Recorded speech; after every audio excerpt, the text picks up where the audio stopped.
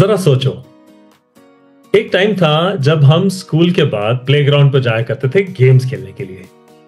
अब बच्चे स्कूल के बाद सीधा ऑनलाइन बैटलफील्ड पर चले जाते हैं। डिनर टेबल पर टोटल साइलेंस रहता है क्योंकि सब अपने अपने स्क्रीन्स में बिजी रहते हैं। और जब पेरेंट्स ये कहते हैं बस थोड़ा कम खेल लो, तो जवाब मिलता है मुझे छोड़ दो, ये मेरा स्ट्रेस बस्टर है। लेकिन स्ट्रेस बस्टर कब स्ट्रेस बन जाता है और गेम कब लाइफ को कंट्रोल करने लगती है, यह समझना बहुत जरूरी है। आज हम बात कर रहे हैं उस ऐसे टॉपिक पर जिससे हर घर रिलेट करेगा, गेमिंग एडिक्शन, एस्केप या एंट्रैप्ड। और मेरे साथ हैं निहारिका डोगरा, एक एक्सपीरियंस्ड काउंसलिंग साइकोलॉजिस्ट, जिन्हें मिलिट्री फैमिलीज और यंग माइंड्स दोनों के स्ट्रगल्स का रियल वर्ल्ड इनसाइट है। लेट्स डिकोड, क्या गेमिंग सिर्फ एक गेम है या एक नया इमोशनल बैटलफील्ड?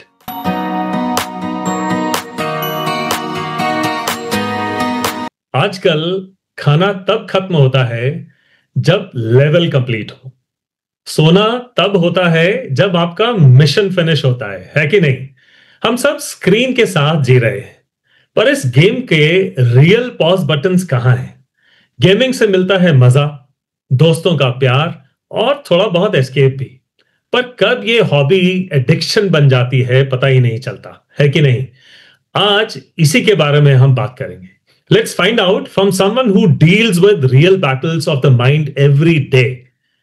हमारे साथ हैं निहारिका डोगरा, 14 से ज्यादा सालों का psychological counselling experience, military personnel और उनके फैमिलीज को एम्पावर करने का बड़ा लंबा सफर, relationship issues, family therapy, student mental health, सब में इनकी बहुत गहरी पकड़ है। Niharika, a very warm welcome to Tipsy Talks presents Mindfully Yours. Thank you so much. Pleasure to be on your show. All right, so let's start straight away. आपने बड़ी लंबी प्रैक्टिस है आपकी। आपने अपने प्रैक्टिस में स्पेशली मिलिट्री फैमिलीज के साथ एक बदलते ट्रेंड को देखा होगा कि कैसे आजकल गेमिंग का ट्रेंड थोड़ा सा बदलना शुरू हो गया है। तो आप अपने अनुभव से हमें बताइए कि ये कैसा एक्सपीरियंस रहा अभी तक आपका? Right. So over the many years I have seen कि पहले जो गेम होता था एक कैजुअल पास टाइम होता था, पर अब वो धीरे धीरे इमोशनल सपोर्ट बनता जा रहा है, स्पेशली मिलिट्री फैमिलीज जहां फ्रीक्वेंट पोस्टिंग्स होती हैं हर 2-3 सालों में। तो बच्चे जो हैं वो गेमिंग पे अब ज्यादा डिपेंडेंट हो गए हैं। आप कहें तो एक तरह का वो एक जरिया ढूंढते हैं अपनी लोनलीनेस को हटाने का। और पेंडेमिक के बाद तो ये डायनेमिक्स बिल्कुल बदल गया है। पहले क्या होता था, हमारे टाइम में it was more of a fun weekend कि एंटरटेनमेंट के लिए हम गेम खेलते थे। अब हम गेम खेलते हैं इमोशनल सपोर्ट के लिए। सो ये बहुत एक बड़ा एक बदलाव आया है। First class. निहारिका, जैसे हम अपने एपिसोड में आगे जाते जाएंगे, हम आपसे और इसके बारे में जानकारी लेंगे। इस एपिसोड को मैंने दर्शकों की जानकारी के लिए 3 मुख्य भागों में बांटा है। पहला कि ये गेमिंग क्या है और हमें क्यों अपनी तरफ आकर्षित करती है। दूसरा, जब हम गेमिंग में आ जाते हैं और एडिक्शन की तरफ बढ़ते हैं तो उसकी क्या सिम्टम्स होते हैं, उसका क्या प्रभाव पड़ता है। और तीसरा जो सबसे महत्वपूर्ण सेगमेंट है कि अगर हम इसमें फंस जाएं यार, हमारे फैमिली वाला को इसमें फंस जाए, तो उसका सोल्यूशन क्या है। तो हम शुरू करते हैं पहले गेमिंग को समझने से कि गेमिंग एडिक्शन क्या होता है, इसकी असलियत क्या है, हमें यह समझाइए। देखिए, गेमिंग एडिक्शन होता है जब एक तरह का साइकोलॉजिकल डिपेंडेंसी होती है जिसमें आप नहीं बल्कि गेम आपको कंट्रोल करने लग जाती है। It starts impacting your daily life activities, आपके रिलेशनशिप और आपका सेल्फ कंट्रोल नहीं रहता है। तो उसको हम कहते हैं जब आप पूरा ही डिपेंडेंट होने लग जाते हो और आपके लाइफ का जो बैलेंस है वो नहीं रहता है, उसको हम कहते हैं कि आप बहुत ज्यादा एक चीज पे, एक गेम पे डिपेंड होने लगते हैं। So that is. और तो अब WHO ने भी इसे क्लासिफाई कर दिया है गेमिंग डिसऑर्डर को। तो ये एक तरह की एक साइकोलॉजिकल डिपेंडेंसी हो गई। सो ये गेमिंग हमें ये समझाएं कि इतनी एडिक्टिव आखिरकार ये क्यों होती है? क्यों लोग, बच्चे, बुजुर्ग, हम लोग, क्या इसमें डोपामिन ढूंढते हैं, हमें डोपामिन मिलता है, या ये हमारे लिए एस्केप रूट है, या फिर ये कॉम्पिटिटिव वो है कि मैंने इस लेवल में पार कर लिया तो उस लेवल पे पहुंचा है, या फिर फ्रेंड्स का प्रेशर इतना है कि यार क्या तुम गेम नहीं खेलते हो तो क्या करते हो सारी उम्र। तो ये क्यों इतने एडिक्टिव बन जाती है? देखिए, इसमें ना ये सारी चीजें जो है मिक्सअप हो जाती है। डोपामाइन भी है, आपका एस्केप भी है, कंपटीशन भी है, अचीवमेंट भी है। डोपामाइन क्या होता है? एक गुड केमिकल होता है जो कि रिलीज होता है। जी। गेमिंग क्या होती है? हमें एक इंस्टेंट, जिसे कहते हैं ना, रिवॉर्ड देती है, ग्रेटिफिकेशन देती है, और हम उस रिवॉर्ड लूप में ना फंस जाते हैं, जिससे हमारा और मन करता है कि हम गेम खेलें। जी। फिर आजकल एक एस्केप एक बहुत बड़ा कारण है। अगर मैं आपको एक सिंपल शब्दों में कहूं तो it is a way to cope up with stress and loneliness. और एक गेम में जब आप खेलते हो तो आपकी एक अलग दुनिया है, एक अलग आइडेंटिटी है, यू नो, जिसकी वजह से बच्चे भी बहुत अट्रैक्ट हो रहे हैं, क्योंकि रियल लाइफ से वो बिल्कुल एक अलग अपनी दुनिया बनाकर बैठे हुए हैं। कंपटीशन है, आपको वैलिडेशन बहुत मिलता है, डेफिनेटली। सो ये सारी जो चीजें हैं, ये सारे ही फैक्टर्स जो हैं वो इम्पैक्ट करते हैं, सारी फैक्टर्स हैं जो रिस्पॉन्सिबल है। निहारिका, मैं तो अभी I am closing, you know, I am nearing 60 I should say, and मेरे बच्चे अभी बड़े हो गए हैं। जब वो छोटे थे तो शायद उनको इतना, you know, they were not affected so much by the smelling. अब मैं अपने पेरेंट्स को देखता हूं who are in their late 80s, और वो कभी अपने मोबाइल को छोड़ते नहीं है, चाहे वो गेम्स ना खेलते हो, बट वो एडिक्शन उन पे भी है। तो ये सबसे ज्यादा किसको प्रभाव करता है? Which age group is, you know, most at risk? सबसे ज्यादा इससे किससे खतरा है, बच्चों को, बड़ों को, या एडल्ट्स को? देखिए, अगर हम डिपेंडेंसी की बात करें तो कोई भी आप एज ग्रुप ले लें, उनके लिए हेल्दी नहीं है। बट अगर हम स्पेसिफिकली बात करें तो टीन्स बहुत वनरेबल होते हैं, क्योंकि वो तो एक स्टेज भी ऐसी है जिसमें वो खुद ही इतने ट्रांजिशन से गुजर रहे हैं।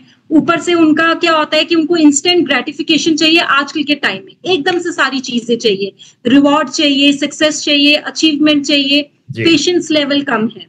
तो टीन्स ज्यादा इम्पैक्ट हो रहे हैं इस चीज से, और टीन्स को तो बिल्कुल बहुत ध्यान रखना चाहिए कि वो इस पे डिपेंडेंट ना रहे, क्योंकि पढ़ाई में, बाकी चीजों में उनका फिर ध्यान कम होने लग जाता है और उन्हें वो इतना पता नहीं होता उनको। जी। निहारिका, मुझे लगता है कि हर बच्चा इसको, यू नो, शौक के तौर पर शुरू करता है, अंडर पीयर प्रेशर और whatever, curiosity let's say, and उसके बाद में धीरे धीरे वो कहता है कि ये मेरा पैशन बन गया है। और उस पैशन को अगर एक हद तक कंट्रोल ना किया जाए तो कहीं ना कहीं जाके वो प्रॉब्लम भी बन सकता है। तो क्या हर गेमर एडिक्ट हो सकता है, या फिर there is a, you know, time when he can stop and withdraw from that? हर गेमर एडिक्ट नहीं होता है। देखिए, पैशन और प्रॉब्लम में एक, जिसे कहते हैं ना, थिन लाइन, एक डिफरेंस होता है। पैशन वो होता है जिसमें आपका एक सेल्फ कंट्रोल हो, आप बाकी चीजों में भी उतना ही बैलेंस बना के रखें। प्रॉब्लम कब बनता है? जब वो सेल्फ कंट्रोल खत्म हो जाता है, जब वो बैलेंस खत्म हो जाता है, आप बाकी चीजों को इग्नोर करने लग जाते हैं, there is a problem. Okay. और मैंने ये भी आजकल बच्चों को बात करते देखा है कि, यू नो, मुझे काफी इमोशनल सपोर्ट मिलता है when I am playing, when I am on my laptop, on my this thing. तो ये किस तरह का इमोशनल सपोर्ट है और ये कैसे मिलता है गेमिंग के साथ? देखिए, ऑनलाइन गेम्स में उनके ऑनलाइन फ्रेंड्स बनते हैं, है ना, जिनमें उनको रिवॉर्ड्स मिल जाता है, अचीवमेंट्स मिल जाते हैं। और अगर हम देखें तो वो उन्हीं बच्चों के साथ ज्यादा होता है जिनको रियल लाइफ में इतना अटेंशन नहीं मिल पाता है, उनका इतना वैलिडेशन नहीं मिल पाता है। आप उन्हीं बच्चों को देखेंगे कि वो इतने डिपेंडेंट होते हैं, अपनी एक अलग दुनिया बनाना चाहते हैं, क्योंकि कहीं ना कहीं उनको अपनी रियल लाइफ में कोई ना कोई कमी लगती है, जैसे कि टाइम ना मिल पाना पेरेंट्स का, या अटेंशन नहीं मिल पानी। तो ये जो फैक्टर्स होते हैं वो बच्चे को ना, जिसे कहते हैं, और ज्यादा एडिक्ट कर देते हैं कि हम बिल्कुल ही गेम पर ही निर्भर हो जाए। आजकल ये भी सुनने में आया है कि बच्चों ने अपनी एक वर्चुअल दुनिया, वर्चुअल वर्ल्ड बना लिया है, which is, you no, always online. उनका फैमिलीज के साथ में कनेक्ट उतना स्ट्रांग नहीं रह गया है जितना कि उन वर्चुअल फ्रेंड्स के साथ है। इसके बारे में हमें बताइए, ये क्या चीज है? बिल्कुल, और ये चेंज स्पेशली आया है पेंडेमिक की वजह से। कोविड के टाइम क्या हुआ, बच्चों का सब कुछ ऑनलाइन स्टार्ट हो गया, ऑनलाइन क्लासेस स्टार्ट होगी, सोशलाइजेशन बिल्कुल रुक गई, तो बच्चों के पास कोई ऑप्शन नहीं रहा। हम सबको एक कनेक्शन चाहिए होता है, तो बच्चों ने क्या किया, गेमिंग जैसी स्टार्ट की, वहां उनके जो स्ट्रेंजर्स हैं उनके साथ उनका बॉन्ड बनने लग गया। तो ये बात बिल्कुल सच है कि आजकल बच्चों की रियल लाइफ से ज्यादा वर्चुअल फ्रेंड्स ज्यादा है, वो वर्चुअली ज्यादा रहना पसंद करते हैं। तो वो चीज काफी अभी बढ़ चुकी है। ओके। चलो, अब हमने समझा कि ये गेमिंग एक्चुअली क्या बला है ये। अब दूसरे सेगमेंट में हम आपसे ये जानने की कोशिश करेंगे कि किस तरह से ये गेम हमारी नॉर्मल जिंदगी को कंट्रोल करने लगती है।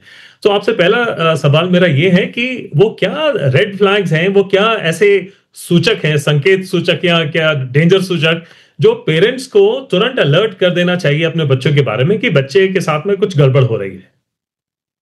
देखिए, सबसे बड़ा रेड फ्लैग होता है जब बच्चा अपनी नींद को, अपनी स्लीप और एपेटाइट को इग्नोर करने लग जाए। Okay. सबसे बड़ा ये पहला रेड फ्लैग होगा। सेकंड, हम कह सकते हैं कि जब बच्चे का जो परफॉर्मेंस है वो काफी ज्यादा कम होता जाए, स्कूल में अच्छे मार्क्स ना ला पाए, देन झूठ बोलने लग जाए, सीक्रेटिव होने लग जाए, छुपाने लग जाए चीजें। इनफैक्ट जैसे कि मदर ने कहा कि मोबाइल नहीं देखना है, पर वो फिर भी छुप छुप के देख रहा है, अपनी चैट्स को छुपा रहा है। तो ये सारे रेड फ्लैग्स होते हैं।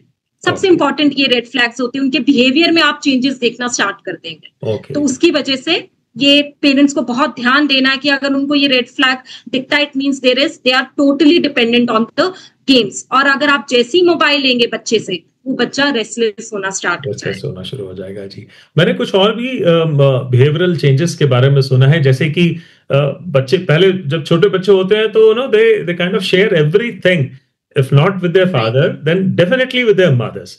बट जैसे जैसे ये एडिक्शन का थोड़ा सा डिपेंडेंसी शुरू होती है तो they start becoming little more secretive. वो अपनी चीजों को छुपाना शुरू कर देते हैं, अपनी दिनचर्या को, क्या कर रहा था मैं, ये था क्या, अभी क्या कर रहा था, तो झूठ बोलना भी शुरू कर देते हैं। तो क्या ऐसे भी बिहेवियरल चेंजेस आते हैं बच्चों के अंदर? बिल्कुल आते हैं, बिल्कुल आते हैं।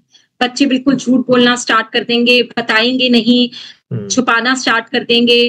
तो ये सारे बिहेवियरल चेंजेस जरूर आते हैं। और बच्चों में ना एक अलग तरह का एक चेंज आ जाएगा, एक तरह का मूड स्विंग्स बहुत होने लग जाते हैं, गुस्सा जल्दी होने लग जाते हैं। अगर आप उनको छोटी सी बात पे भी टोकेंगे तो वो बिल्कुल नाराज हो जाएंगे। तो एक काइंड ऑफ उनका ये एस्केप हो रहा है बच्चों का, जो कि पहले जब बच्चे गेम्स खेलते थे उसमें नहीं दिखाई देता था, पर आजकल ये वर्चुअल उससे ये बहुत ज्यादा प्रोमिनेंट हो चुके हैं साइन।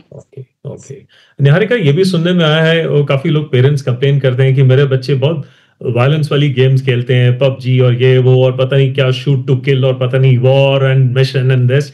तो और उसके बाद में वो थोड़े से वायलेंट होते जा रहे हैं। I mean their behaviour, their compassion is reducing, the intolerance is increasing. तो क्या do violent games, playing violent games make violent kids? ये सच है क्या? वेल, इट्स पार्टली सच है, पार्टली जिसे हम कहते हैं झूठ है। क्योंकि क्या होता है कि वायलेंट गेम्स, ठीक है, वो कुछ हद तक आपको बनाता है, वायलेंट कंटेंट से थोड़ा सा एग्रीवेट होता है, बट उस बच्चे में ऑलरेडी पहले थोड़े से इश्यूज होते हैं। तो उसमें बहुत सारे फैक्टर्स इन्वॉल्व होते हैं। इट इज नॉट ओनली कि अगर बच्चा वायलेंट गेम खेलेगा तो एकदम से वायलेंट हो जाएगा, ऐसा नहीं होता है। There are other factors also. All right. We do understand that. अच्छा, ये बताइए, आपकी घर में अंदर मेरे काफी दोस्त हैं जो कहते थे कि मेरे बेटा ने, ज्यादातर बेटे ही ये गलतियां कर रहे हैं, और उसने ये करना शुरू कर दिया, और उसकी वजह से जो भी आपने बिहेवियरल सिम्टम्स वगैरह बताए वो एग्जिबिट कर रहा है, ये हो गया, वो हो गया, कल मेरी उससे कहाँ सुनी हो गई। तो इसका घर के माहौल के ऊपर क्या असर पड़ता है, घर के रिश्तों के ऊपर क्या असर पड़ता है? घर एक बैटल ग्राउंड बन जाता है, कम्युनिकेशन बिल्कुल कम हो जाता है, ट्रस्ट नहीं रहता है, बॉन्ड नहीं बन पाता है। तो वो जिसे कहते हैं ना, घर में बहुत ज्यादा कॉन्फ्लिक्ट्स होने स्टार्ट हो जाते हैं, जिसमें बच्चे नहीं सुन रहे, बच्चों को लग रहा है पेरेंट्स लेक्चर दे रहे हैं, बट पेरेंट्स अपनी तरफ से समझा रहे हैं। मैं ये भी समझता हूँ निहारिका कि जो फैमिलीज, जो दोज लकी फैमिलीज जो कि एक ही जगह पर रहते हैं सारी उम्र, तो उनके पास ज्यादा टाइम होता है ऐसी चीजों को अंडरस्टैंड करके, आई विल नॉट से टैकल, रिजॉल्व करने का। बट जो हमारी फौजी फैमिलीज हैं, एंड आपने सारी उम्र फौजियों की, उनकी बीवियों की, उनकी अफवाह वगैरह में जाके उनकी प्रॉब्लम्स को हैंडल किया है। फ्रीक्वेंट डिप्लॉयमेंट, 1 साल 1.5 साल के बाद में हमें मूव करना पड़ता है, हम उतना तवज्जो नहीं दे पाते अपने बच्चों की तरफ। तो हमारी फैमिलीज के ऊपर, या उन यंग कॉर्पोरेट प्रोफेशनल्स की फैमिलीज जिनको फ्रीक्वेंटली मूव करना पड़ता है, तो वो लोग कैसे इस चीज को हैंडल करते हैं, उनके ऊपर क्या इफेक्ट होता है? देखिए मिलिट्री फैमिलीज के बच्चों में डेफिनेटली, जैसे कि मैं भी देखती हूँ, इवन आई हैव 2 किड्स, तो इमोशनली इम्पैक्ट पड़ता है, क्योंकि देखिए आप एक नई जगह से बच्चे भी मूव कर रहे हैं हर 2-3 सालों में, उनके फ्रेंड्स अलग बन रहे हैं, उनके फ्रेंड्स चेंज हो रहे हैं, एनवायरनमेंट चेंज हो रहा है, स्कूल चेंज हो रहा है, देन कोई ना कोई एक पेरेंट डिप्लॉयड है जो भी सर्विंग है ना, तो वो बच्चा क्या होता है, उसके लिए गेमिंग ना एक वे है to cope up with their loneliness, क्योंकि किसी भी आप जगह में जाते हो, ट्रांजिशन में टाइम लगता है, वो एडजस्टमेंट पीरियड जो होता है उसमें डेफिनेटली टाइम लगता है, जहां बच्चों का वो लगता है कि एक पीयर लॉस हुआ है, एक लोनलीनेस हुआ है, जिसमें वो थोड़ा गेम के जरिए ना और ज्यादा अट्रैक्ट हो जाते हैं। तो हमारी बच्चों के साथ ये थोड़ा सा एक प्रॉब्लम है कि स्टेबिलिटी नहीं, जिसकी वजह से थोड़ा वो ढूंढते हैं। जो आप कहने की कोशिश कर रहे हैं शायद कि जैसे वो मतलब पोस्टिंग करके दूसरी जगह में जाते हैं, so there are all strangers there, तो इमोशनली वल्नरेबल हो जाते हैं, और शायद उसकी वजह से they get more attracted towards these things, जहाँ पे कि अकेले रह के वो लोग अपना कर सकते हैं। बिल्कुल, देखिए आप नई जगह में जाते हो, ऐसा तो नहीं आप जाएंगे एकदम से आपके दोस्त बन जाएंगे, ऐसा नहीं होता, it will take some time to adjust. तो इस एडजस्टमेंट में वो अपना एक कहते हैं ना एक स्टेबल वर्ड ढूंढ रहे हैं, सो वो इसीलिए गेम पर ज्यादा निर्भर हो जाते हैं, क्योंकि उनको वहां से थोड़ा सा इमोशनल सपोर्ट और कंफर्ट मिल रहा है, जहां उनके फ्रेंड्स ऑनलाइन सेम है, उनके अचीवमेंट्स सेम है, उनका कंफर्ट सेम है। राइट। ओके, सो अब हमने समझ लिया कि इसके सिम्टम्स वगैरह कैसे होते हैं और वो कैसे इफेक्ट करते हैं, और पेरेंट्स को और या पीयर्स को, उनके दोस्तों को भी कैसे समझना चाहिए कि हमारा दोस्त, हमारा बेटा बेटी लगातार एडिक्शन की तरफ खिंचते जा रहे हैं। क्या वो एक लिमिट है क्या, जो जिसमें हम फौज में कहते हैं Rubicon, when do we think that the Rubicon has been crossed, वो लिमिट क्रॉस हो गई है जिसके बाद में वो हमारी बात नहीं सुनेगा और एक प्रोफेशनल हेल्प की जरूरत है। वो क्या एक लिमिट है जहां पे जाके ये प्रोफेशनल हेल्प हमें लेनी चाहिए? जहां ही आपको लगे कि बच्चा बिहेवियरल चेंजेस बहुत शो कर रहा है और उसका सोशल और एकेडमिक जो भी उसका परफॉर्मेंस है वो डिक्लाइन हो रहा है, it means the child needs professional help. Right. और ये भी मुझे बताया गया लोगों के द्वारा कि गेमिंग से दूर भागने की जगह गेमर के दिल तक पहुंचने की जरूरत है, बट मैं ये भी मानता हूं कि इसको रिजॉल्व करने के लिए एक टफ कन्वर्सेशन बहुत जरूरी है। तो उस टफ कन्वर्सेशन को प्यार से जेंटली कैसे शुरू किया जाए पेरेंट्स के द्वारा? पहले तो be empathetic rather than blaming the child. Blame से कुछ नहीं होगा, उसको थोड़ा समझिए, उसको समझिए कि वो गेम क्यों खेल रहा है, तो हमें रूट कॉज जानना है। अब वो जो भी हो गया वो हो गया, अब वो डिपेंडेंट हो गया है, that is not the solution. अब हमें पता है वो डिपेंडेंट है, हमने अब उसका रूट कॉज देखना है कि वो इतना डिपेंडेंट क्यों है और वो क्यों नहीं बात मान रहा है, क्या उसका कारण है, क्या उसका रूट कॉज है। तो उससे आप थोड़ा सा कामली उसको समझा सकते हैं, उसके साथ बैठिए, टाइम स्पेंड कीजिए, बात कीजिए एंड जानने की कोशिश कीजिए कि उसकी दुनिया में क्या चल रहा है। ओके, अब हम डिस्कस करेंगे कुछ सॉल्यूशंस जो कि इसको रिजॉल्व करने में हमें हेल्प करेंगे।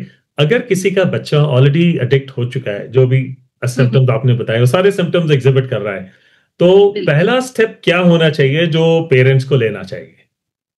पहला स्टेप, कामली उससे बात कीजिए, उसके साथ बैठिए और प्रोफेशनल हेल्प जरूर लीजिए, क्योंकि अगर बच्चा ऑलरेडी एडिक्ट है देन प्रोफेशनल हेल्प लेना बहुत ज्यादा जरूरी है, क्योंकि पेरेंट्स को भी एक अच्छी गाइडेंस मिलेगी कैसे आगे बच्चे को गाइड करना है, क्योंकि उस वक्त पनिशमेंट या एकदम से फोन बिल्कुल छीन लेना will not be a solution.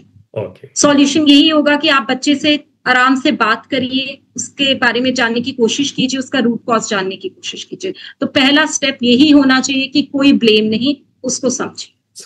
Okay, क्या पेरेंट्स कुछ ऐसी लिमिट्स तय कर सकते हैं या कुछ रूल्स बना सकते हैं कि खाना खाते वक्त मोबाइल बिल्कुल नहीं देखना, और दिन में, जैसे ऑस्ट्रेलियन गवर्नमेंट ने अभी Niharika for ages 0 to 6, 6 to 12, 12 to 18 उन्होंने वो निकाला है 1 hour, 2 hours and 3 hours of maximum mobile time, screen time in a day. So क्या ऐसे ही कुछ हम लोग अनऑफिशियली अपने घर में भी इस्तेमाल कर सकते हैं जिसकी वजह से थोड़ा सा कंट्रोल आए इसके अंदर?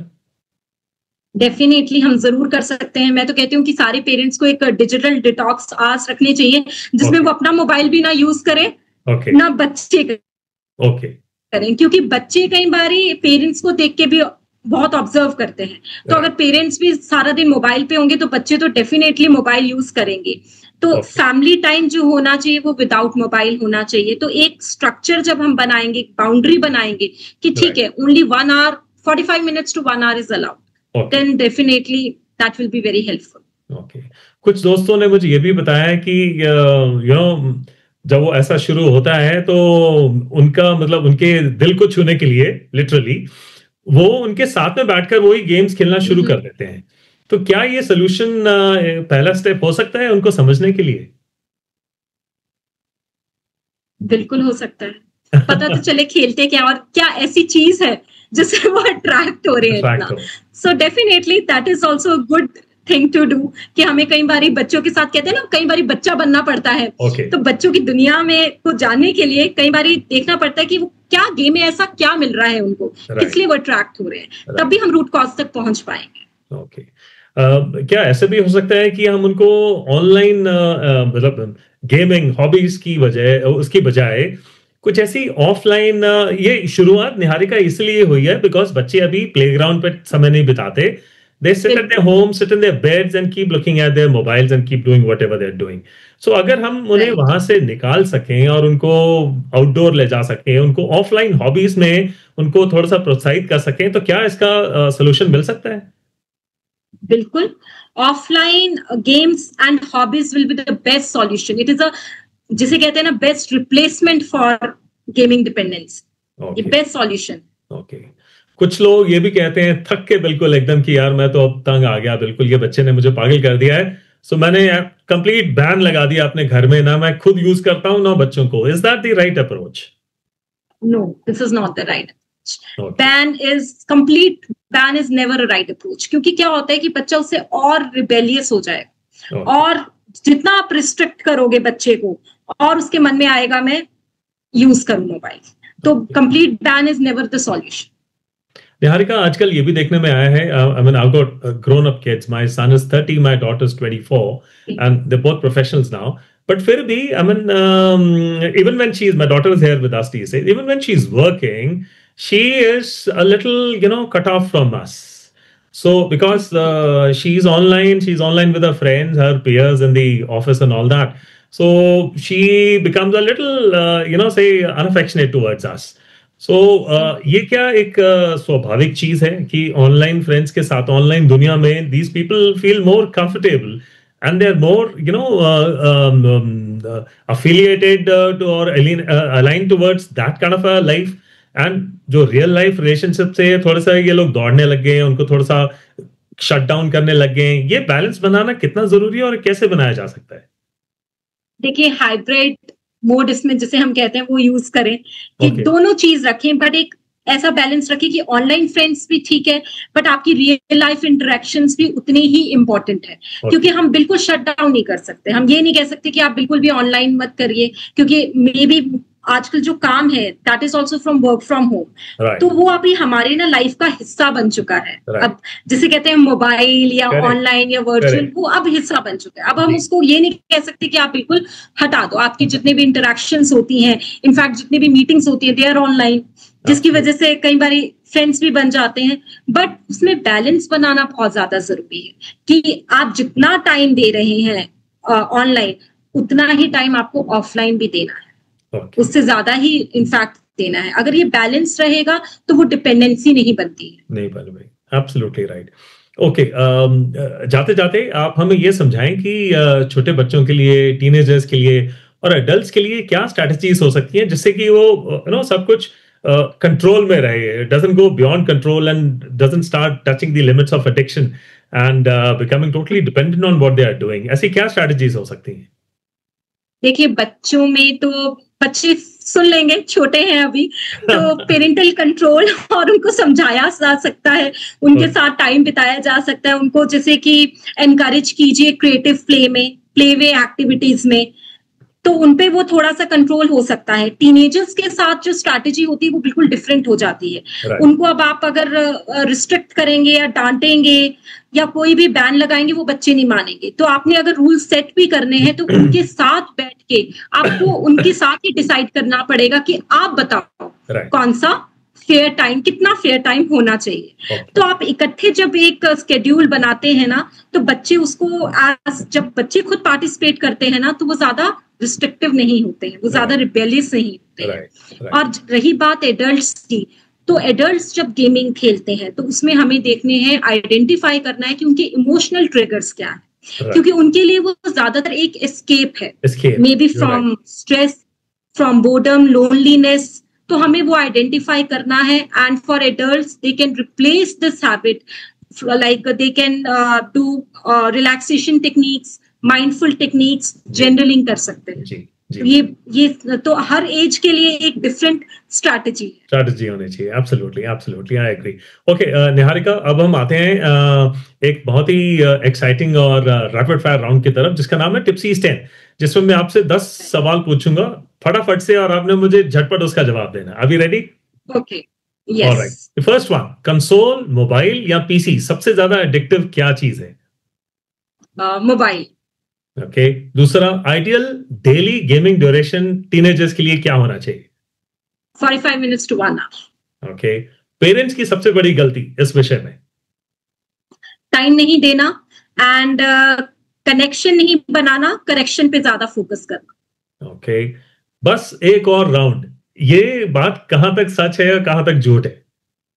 इमोशनली सच है, लॉजिकली झूठ है।